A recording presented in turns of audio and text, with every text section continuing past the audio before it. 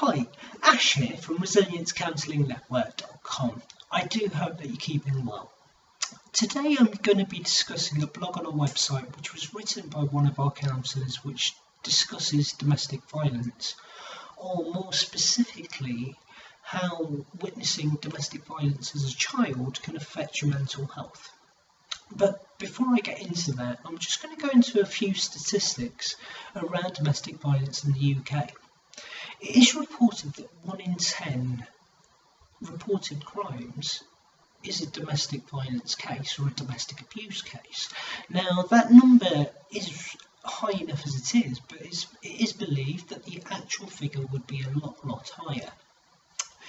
Domestic abuse is vastly underreported, mainly because a lot of it by nature happens behind closed doors.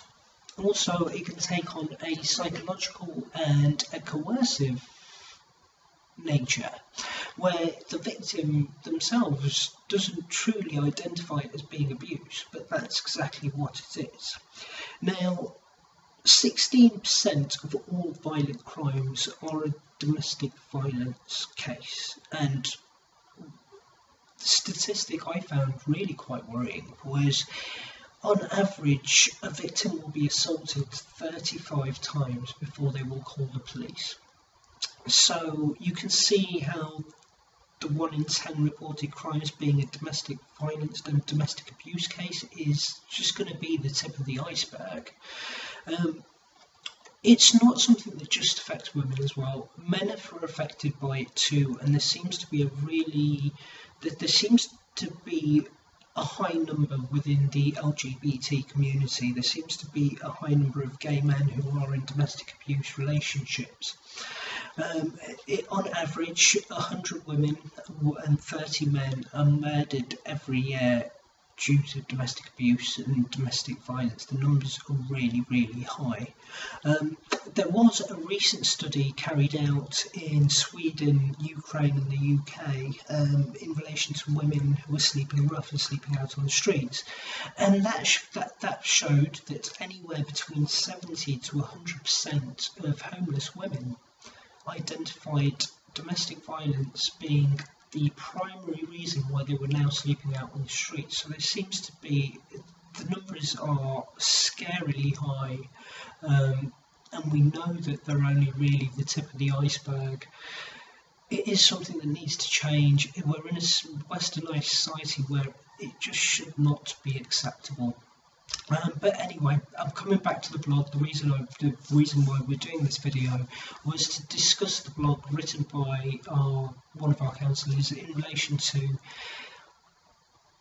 how witnessing domestic abuse as a child for them affected their mental health and decisions and thoughts and beliefs they carried over into adult life.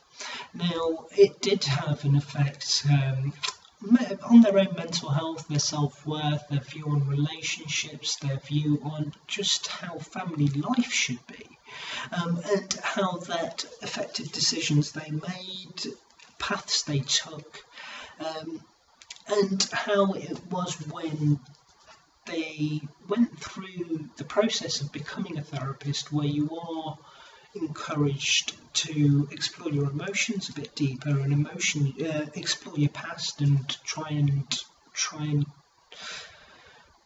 correlate your past with your current behaviours.